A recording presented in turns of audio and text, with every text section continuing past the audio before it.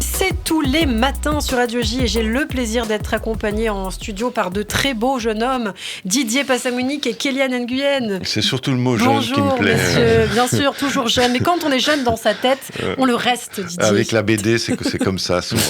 Alors je me tourne vers vous, Kéliane. Oubliez la chanson de Roland avec la chevaleresse Elsa Bordier et Titouan Bolin nous présente un récit d'aventure moyenâgeux mais qui est étonnamment dans l'air du temps. Complètement. C'est le récit d'Héloïse, qui est une jeune fille, la fille d'un comte.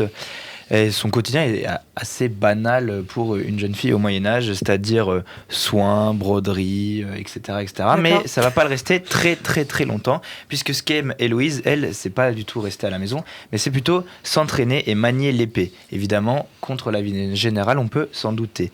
Elle rencontre Armand, qui est un beau jeune homme lui aussi, mais qui est plus habile avec son stylo dans les doigts qu'avec une épée. Et donc, les deux vont faire l'affaire et ils vont échanger de rôle, et c'est sous le home d'Armand, c'est Héloïse qui va aller s'entraîner. Évidemment, les talents d'Héloïse, censés être Armand, vont remonter jusqu'aux oreilles du roi, et le roi va l'appeler dans ses rangs, et c'est Armand, pour le coup, qui monte. Ça me fait un peu penser à Mulan. Un peu, dans l'idée, c'est un peu ça, oui, tout à fait.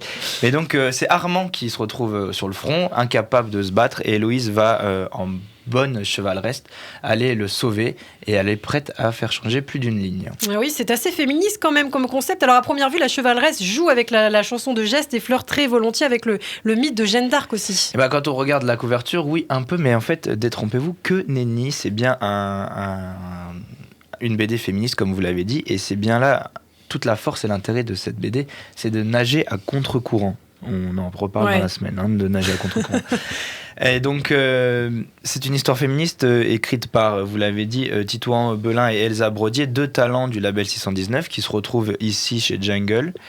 Et c'est une BD qui est souvent classée, mais peut-être à tort, dans la jeunesse. Dans le rayon jeunesse.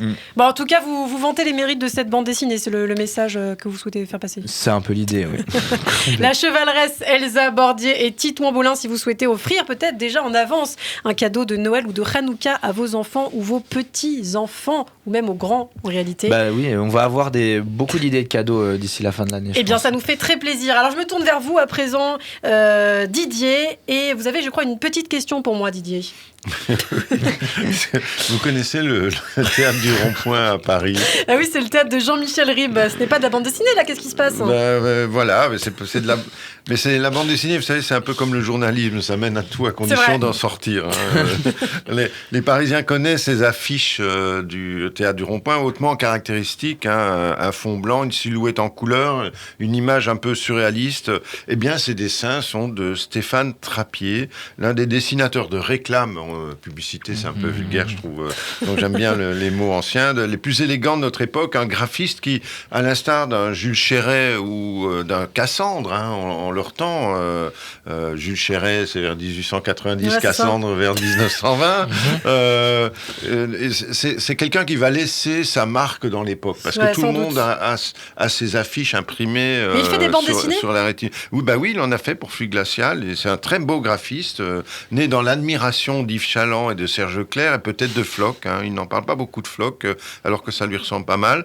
Et c'est une espèce de ligne claire qui est une synthèse parfaite, qui est fascinante.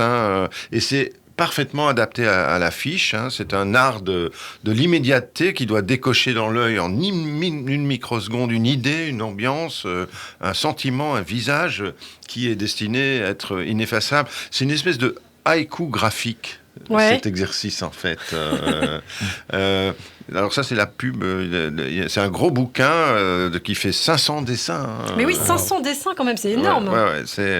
Et voilà, et donc les éditions de la Table Ronde nous offrent un fort volume avec toutes ces affiches si caractéristiques qui synthétisent 20 ans d'histoire culturelle de la vie parisienne, et puis s'y ajoutent des textes de François Morel, de Jean-François Ribes et d'Alexandre Deveau, figures du spectacle vivant comme on dit. Avec eux, nous sommes sans aucun doute dans un rapport d'intelligence. Et oui, lier le théâtre à la bande dessinée, c'est un pari réussi ce matin, Didier Passamonique. Merci beaucoup, merci messieurs. On se retrouve évidemment comme tous les matins et donc demain sur Radio J. À demain.